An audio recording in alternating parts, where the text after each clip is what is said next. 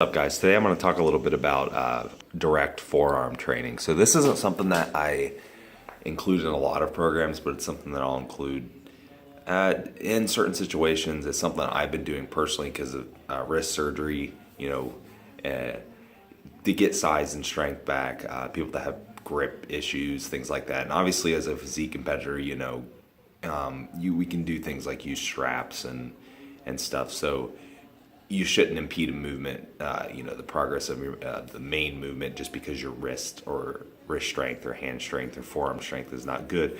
But at the same time, if it's a true weakness, it's something that you could definitely work on. It's not going to hurt to have a little more size on the forearm. So when I do include this in programming, there's a few things that I'm looking at. So when we're looking at the forearm or the wrist, really, there's a lot of things you have to consider here because the muscle's pretty complex. If you have a pretty lean forearm, you can see all the different fibers that run through. There's quite a few muscles there. So if you just look at the wrist, you have dorsiflexion, palmar flexion, and then you also have, your wrist can move laterally, anteriorly. There's a lot of muscles there to consider. Most people probably know the main movers, that as far as forearm movements go, wrist curls, with dumbbells, barbells, things like that. And there's some ones that work it maybe a little more indirectly, things like hammer curls or reverse curls, different variations. Those are all great. Definitely things to consider using. When I'm looking at it, I kind of look at if someone has a true weakness in the forearm. I want to look at, well, what does their wrist do during a movement when their grip's failing? Are they moving the wrist in like this? Are they losing grip here? Or what is it? That might give me some indication of which side or portion of the forearm is weak, and I can adjust accordingly.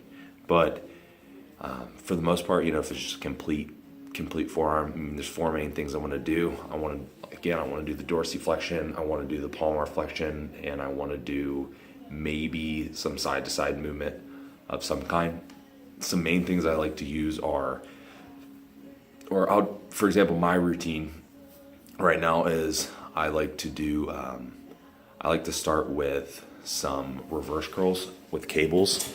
And what I'll do is a single hand cable where I'm basically starting with, and I'll use the dumbbell.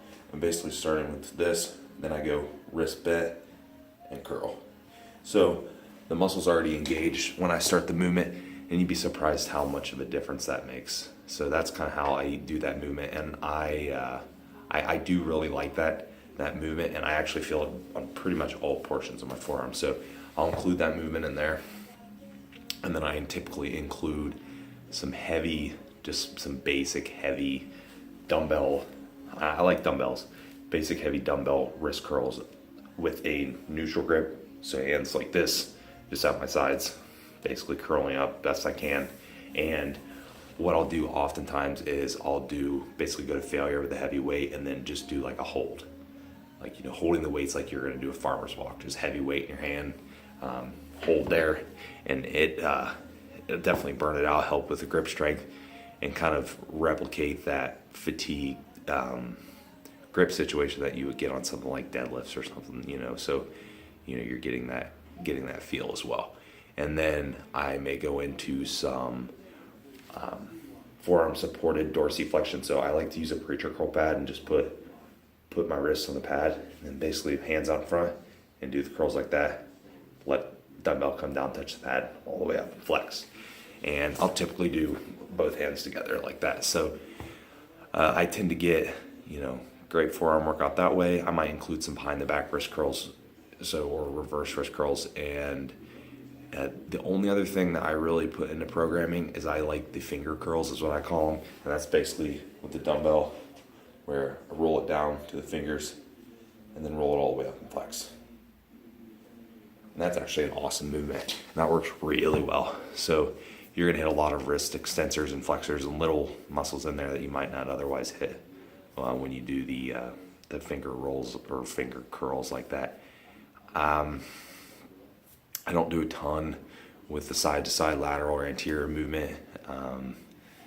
mean, I just I just don't really see a huge benefit in that. And some people, they might have an issue with that, I guess, if their wrist is collapsing from side to side. But I mean, most of our movements are, we're not really, we're not really doing that motion. Everything's pretty straight. Everything's pretty straight on. You might be bent a little bit, with the dorsiflexion or palmar flexion, but it's not, you're not really doing much like this. So that's kind of what I do for forearms, guys. Like I said, this is definitely not something that applies to everyone, but it's something that's not talked about a ton. And, whether you have a weakness or you have small forearms, if you have small forearms, then, you don't be afraid to do some direct work. It'll definitely benefit you.